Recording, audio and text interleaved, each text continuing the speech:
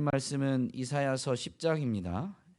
20절부터 마지막 34절까지의 말씀입니다.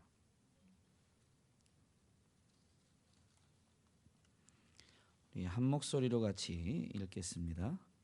시작. 그날에 이스라엘의 남은 자와 야곱 족속의 피난한 자들이 다시는 자기를 친 자를 의지하지 아니하고 이스라엘의 거룩하시니 여호와를 진실하게 의지하리니 남은 자 곧 야곱의 남은 자가 능하신 하나님께로 돌아올 것이라. 이스라엘이여 내 백성이 바다의 모래 같을지라도 남은 자만 돌아오리니 넘치는 공의로 파멸이 작정되었음이라. 이미 작정된 파멸을 주 만군의 여호와께서 온 세계 중에 끝까지 행하시리라. 그러므로 주 만군의 여호와께서 이르시되 시온에 거주하는 내 백성들아, 아수르가 애굽이 한 것처럼 막대기로 너를 때리며 몽둥이를 들어 너를 칠지라도 그를 두려워하지 말라. 내가 오래지 아니하여 내게는 분을 그치고 그들은 내 진노로 멸하리라 하시도다. 만군의 여호와께서 채찍을 들어 그를 치시되 오랫바위에서 미디안을 쳐 죽이신 것 같이 하실 것이며 막대기를 드시되 바다를 향하여 애굽에서 하신 것 같이 하실 것이나 그날에 그의 무거운 짐이 내 어깨에서 떠나고 그의 멍에가 내 목에서 벗어지되 기름진 가닥에 멍에가 부러지리라.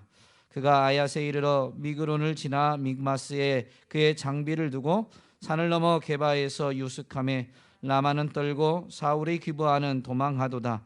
딸 갈리마 큰 소리로 외칠지어다. 라이사야 자세히 들을지어다. 가련하다 너 아나도시여. 맛메나는 피난하며 게빔 주민은 도망하도다. 아직 이 날에 그가 노베서 쉬고 딸 시온산 곧 예루살렘 산을 향하여 그 손을 흔들리로다. 보라, 주 만군의 여호와께서 혁혁한 위력으로 그 가지를 꺾으시리니 그 장대한 자가 찍힐 것이요 그 높은 자가 낮아질 것이며 쇠로 그 빽빽한 숲을 베시리니 레바논이 권능 있는 자에게 배임을 당하리라. 아멘. 유다와 예루살렘은 이 아람과 북이스라엘 그 동맹군의 이 침략 위협에 처해 있습니다. 그런데 그때 이들은 여호와를 의지하지 아니하고 당시 강대국이었던 아수르를 의지하게 되죠. 그때 당시 유다의 왕이 아하스였습니다. 아수르는 하나님의 심판의 도구일 뿐이지 아수르가 정말로 유다를 예루살렘을 구원해 줄 수 있는 자들은 결코 아닙니다.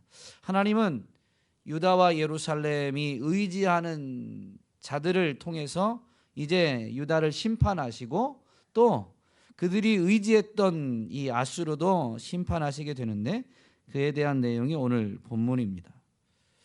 하나님의 심판의 도구로서 아람과 이스라엘을 물리친 이 아수르가 유다까지 침략하게 됩니다.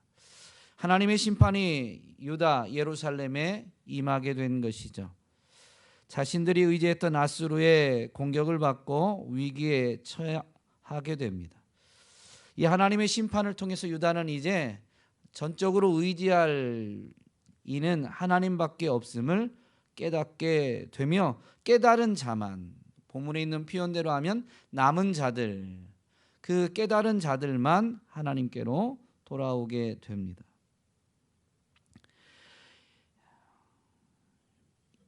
이스라엘의 남은 자, 이 야곱 족속의 피난한 자들이 더 이상 아수르를 의지하지 않고 여호와 하나님을 진실하게 의지하게 되는 것은 하나님의 심판이 이루어지고 난 후입니다. 하나님의 심판이 임하고 난 이후이죠.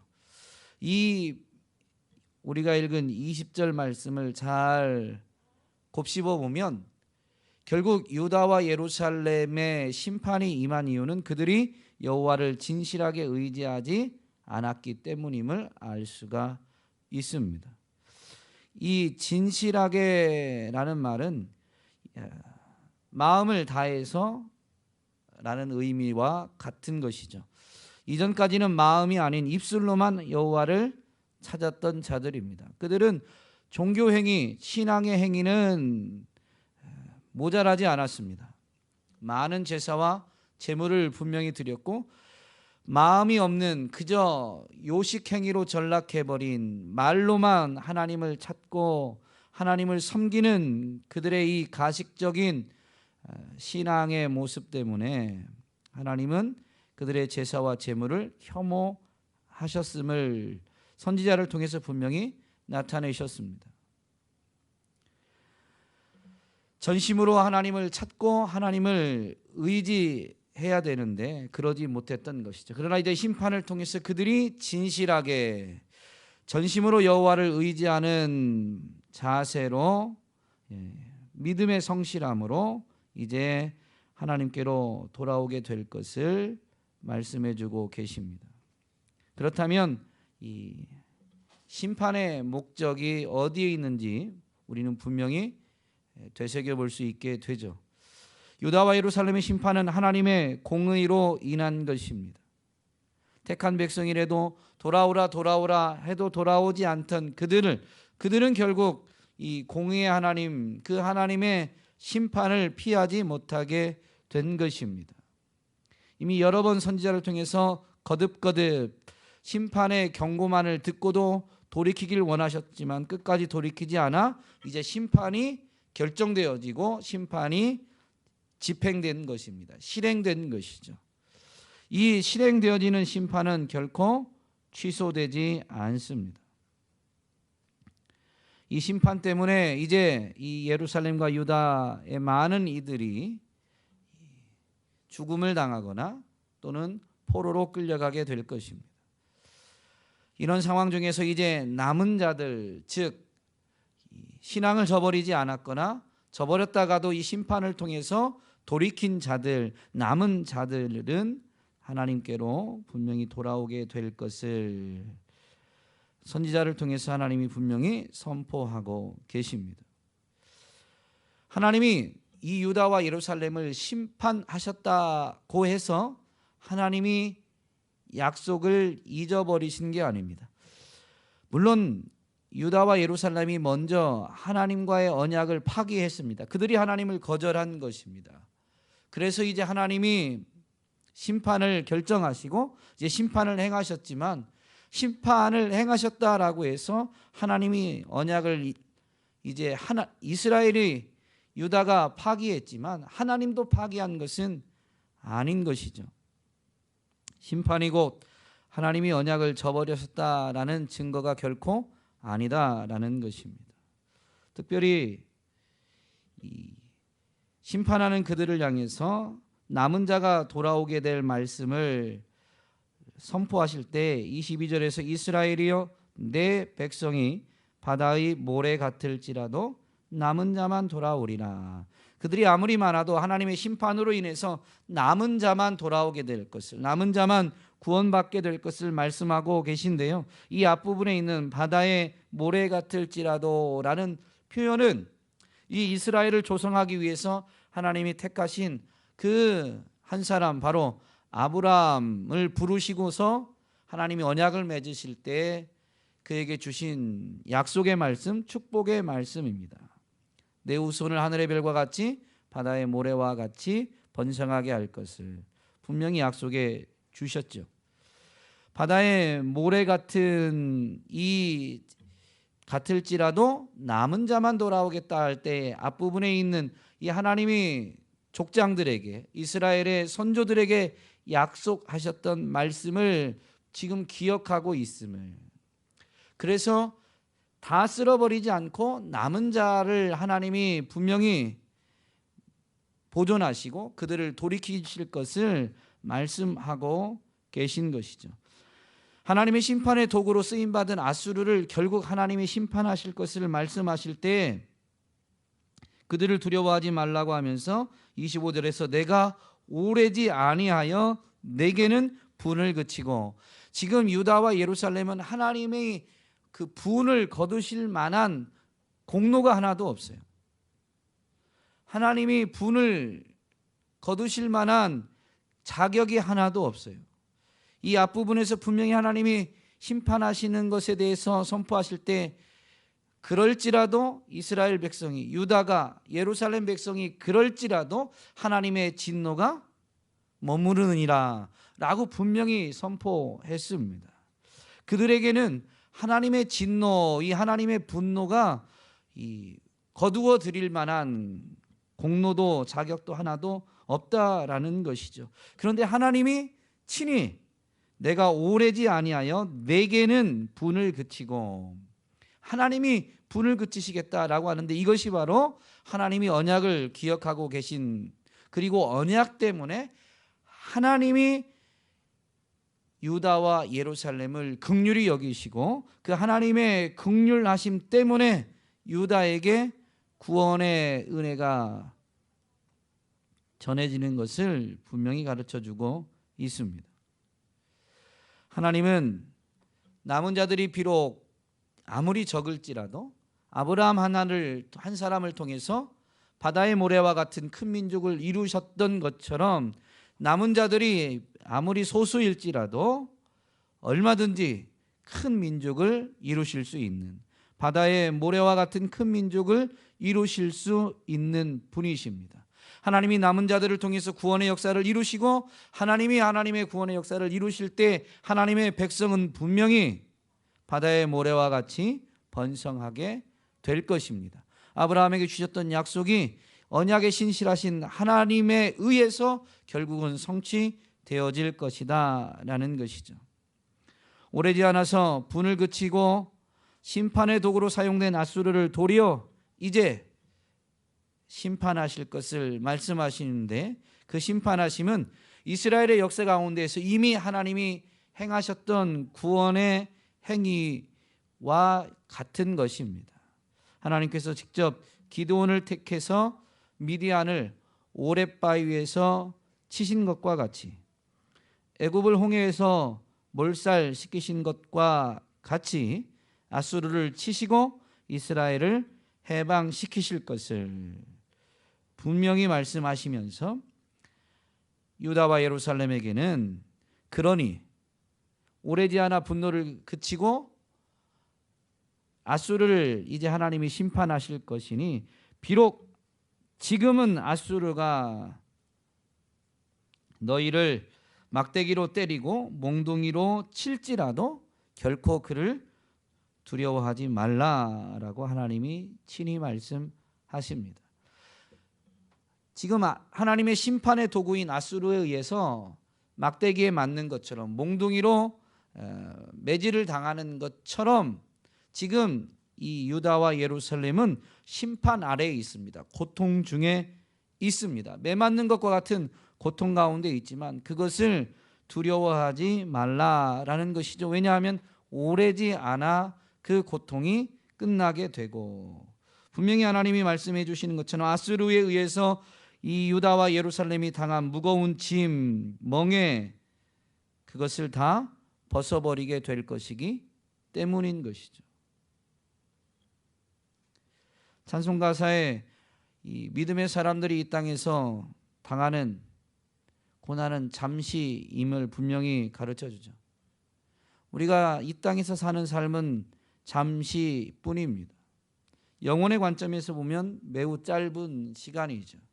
다만 우리가 그 영혼의 관점에서 바라보지 못하는, 영혼을 다 이해하지 못하는 이 연약함 때문에 이 세상이 잠시뿐이다라는 것을 자주 잊지만, 하나님 오래지 않아 분명히 하나님의 이 심판하신 그 분노를 거두시고 택한 자들은 반드시 하나님이 구원해 주시는 줄로 믿습니다.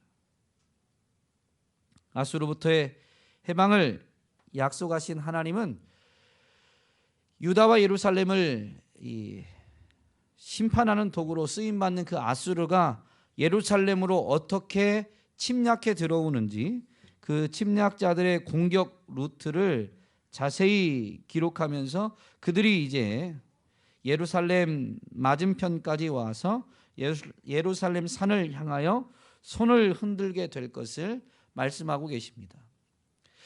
하나님께로 돌이키지 않으면 이 아수르의 침략에 따라서 그 침략하는 아수르를 바라본 이 주민들 중에는 두려움에 휩싸이는 이들도 있고 피난하고 도망가는 이들이 있을 것을 분명히 말씀하십니다. 그러나 말씀하신 대로 오래지 않아 하나님의 분을 그치고 도리어 아수르를 심판하시겠다라고 하신 하나님이 당신의 탁월한 능력으로 위력으로 마치 나무꾼이 나무 가지를 잘라내듯이 나무를 찍어내듯이 바로 이 아수르를 찍어서 그들을 낮추실 것을, 그들이 하나님에 의해서 배임당할 것을 선포하고 계십니다. 세상에서 아무리 막강한 힘을 가졌다 할지라도 하나님 앞에 맞설 수 있는 세력은, 세상에서 아무리 대단한 위치에 있다 할지라도 하나님과 견주거나 하나님과 맞설 수 있는 사람은 어디에도 없습니다. 하나님이 낮추시면 낮아질 수밖에 없고 하나님이 죽이시면 죽을 수밖에 없는 것이죠. 하나님은 홀로 역사의 주관자이시고 만물의 주인이십니다. 만왕의 왕이십니다. 그분이 결정하시는 대로, 그분이 행하시는 대로 분명히 이루어지게 되어 있습니다.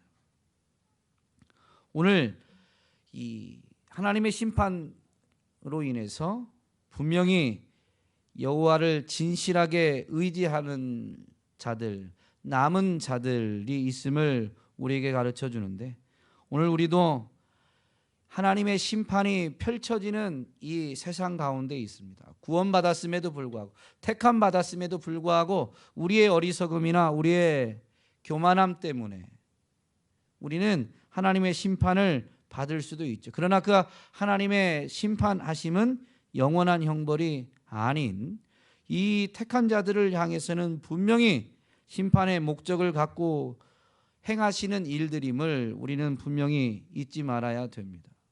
그리고 오늘 남은 자들이 이제 돌이켜서 진실하게 여호와만을 의지하게 되는 것처럼 이 땅을 사는 동안 우리는 고난을 당할 때, 그것이 하나님으로부터 왔든 죄악된 세상으로부터 왔든 고난을 통해서 우리는 진실하게 하나님 의지하는 것을 배워야 되며 그 고난을 통해서 더욱 전심으로 하나님을 찾아야 될 줄로 믿습니다.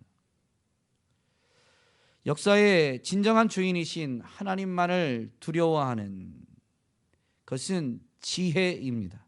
예수님도 몸과 영혼을 능히 지옥에 멸하시는 하나님을 두려워할 것을, 몸은 죽여도 영혼은 죽이지 못하는 자들을 두려워하지 말고 몸과 영혼을 능히 지옥에 멸하시는 하나님을 두려워할 것을 가르쳐 주셨습니다. 시편 기자는 73편에서 하나님을 멀리 떠난 자는 멸망당할 것을 선포하면서 그의 시를 이렇게 마무리하죠. 하나님께 가까이함이 내게 복이라. 이 땅에서 고난을 받는다 할지라도 고난이 없는 게 복이 아니라 고난 때문에 하나님을 가까이 한다면 이것 또한 복인 것이죠. 왜냐하면 고난이 복이라는 게 아니고 하나님을 가까이 하는 게 복이기 때문입니다. 물론 고난을 통해서 하나님을 가까이 하는 것이 아니라 하나님이 푸른 초장 실만한 물가에 누이셨을 때에도 그 푸른 초장에 안주하거나 아니라고 나태함 가운데 빠지는 것이 아니라 거기 인도하신 하나님을 기억하고 하나님께 가까이 간다면, 하나님을 가까이 한다면 그것도 복이죠. 푸른 초장 실만한 물가 자체가 복이 아니라 하나님을, 이것을 주신 분이 하나님이심을 알고 하나님을 가까이 하기 때문에 복이다라는 것입니다. 이 땅에서 있는 삶의 양상, 어떤 겉으로 드러난 것 자체가 복이 아니라 그 너머에서 일하시는 진정한 역사의 주인이신 하나님을 바라보고 하나님을 가까이 한다면 그것이 참된 복인 것이죠. 오늘 저와 여러분은 하나님을 더욱 가까이 할 수 있기를, 진실하게 하나님을 의지하는, 진실하게 하나님께 가까이 나아가는 저와 여러분이 될 수 있기를 간절히 소망합니다. 하나님은 유다를 심판하실 때 그 심판의 도구로 아수르를 사용하시면서 결국엔 아수르도 심판하셨는데요. 심판의 원리가 뭐냐면 유다와 예루살렘이 의지한 것들은 하나님이 심판하시겠다라고 했습니다. 그것들은 의지할 만한 것이 아니다라는 것을 하나님이 나타내신 것이죠. 하나님은 이 이스라엘이 왕정 국가가 될 때 왕의 자세를 가르쳐 주셨는데, 미리 가르쳐 주셨는데, 바로 병마를 두려고 애굽에 내려가지 말 것을, 아내를 많이 두지 말 것을, 은금을 많이 쌓지 말 것을 분명히 경고하셨습니다. 그것은 이스라엘이란 나라를 지키는 것은 그 주인 대신 왕 대신 하나님이시지, 이 왕정 국가들, 세상에 있는 다른 나라들과 같이 군사력이나 경제력이나 외교력이 나라를 지켜주는 게 결코 아니기 때문이었습니다. 그래서 왕은 세상 나라들처럼 군사력, 경제력, 외교력으로 나라를 지키려고 할 것이 아니라 그것이 필요 없다는 것이 아니고요. 그것으로 나라를 지키는 게 결코 아님을 가르쳐 주시면서 하나님만을 의지할 것을 분명히 경고해 주셨죠. 하나님은 이 이스라엘의 진정한 주인 그리고 구원자이십니다. 이스라엘이 이 유다와 예루살렘이 하나님이 아닌 다른 것을 의지하게 될 때 그 다른 것이 결국 우상이 되어버리죠. 자꾸 눈에 보이는 것, 손에 만져지는 것으로 안전을 확보하려는 것이 인생입니다. 오늘 우리도 다르지 않을 수 있습니다. 그런데 하나님이 우리가 하나님을 의지하지 않고 다른 것을 의지할 때에는 이 징계, 심판을 통해서 진실하게 하나님만 의지하게 만드시죠. 고난을 통해서 우리로 하여금 주님만 바라보게 만드시는 것입니다. 잠언은 분명히 이것을 우리에게 지혜로 가르치시는데요. 도가니는 은을, 풀무는 금을 연단하거니와 여호와는 마음을 연단하시느니라. 오늘 이 하나님의 심판을 통해서 이스라엘이 여호와를 진실하게 의지하게 되었다라는 것은 여호와를 진실하게 의지하지 않으므로 심판을 받은 것이고, 심판을 통해서 그들의 마음이 정결하게 되었고, 심판을 통해서 그들이 진실하게 하나님을 찾고 의지하게 된 것이죠. 하나님은 고난을 통해서 인생의 마음을 연단하십니다. 오직 하나님만이 구원이심을 깨닫게 하고 전적으로 하나님만 바라보게 만드는 것이죠.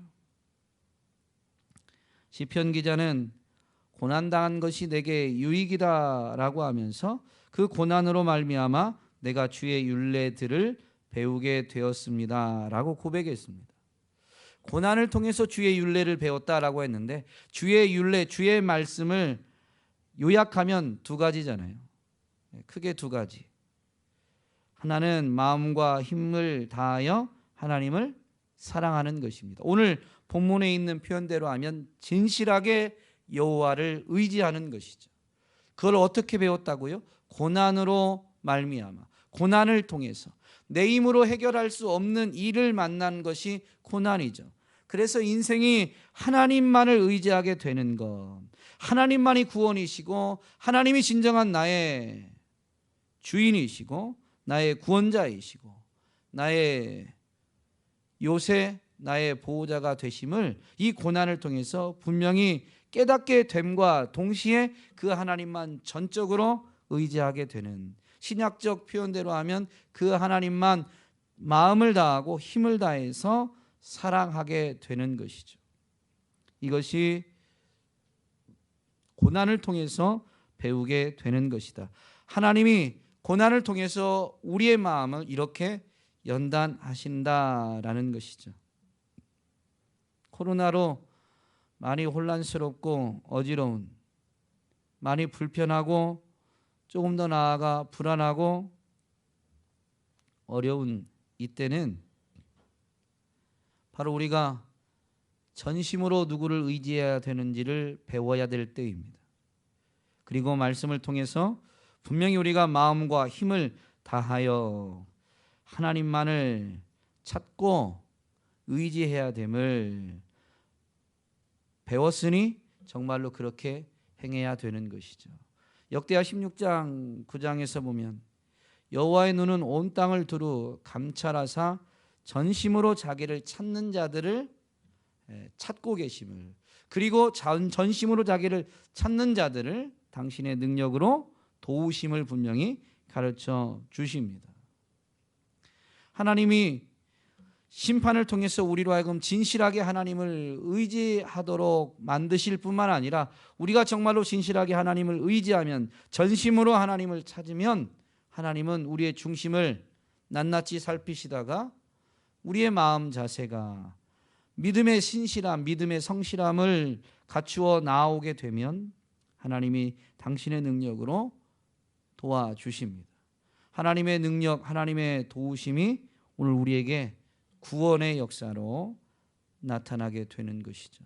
하나님 분명히 지금도 살아계셔서 전심으로 자기를 찾는 자들을 돕고 계심을, 주의 이름을 전심으로 부르기만 해도 하나님이 구원을 베풀어 주시는 분이심을 오늘 저와 여러분이 분명히 체험하면서 증거할 수 있기를 간절히 소망합니다. 그러므로 지금이 은혜 받을 만한 때요, 지금이 구원의 때입니다. 지금이 전심으로 하나님을 찾고 의지할 때입니다.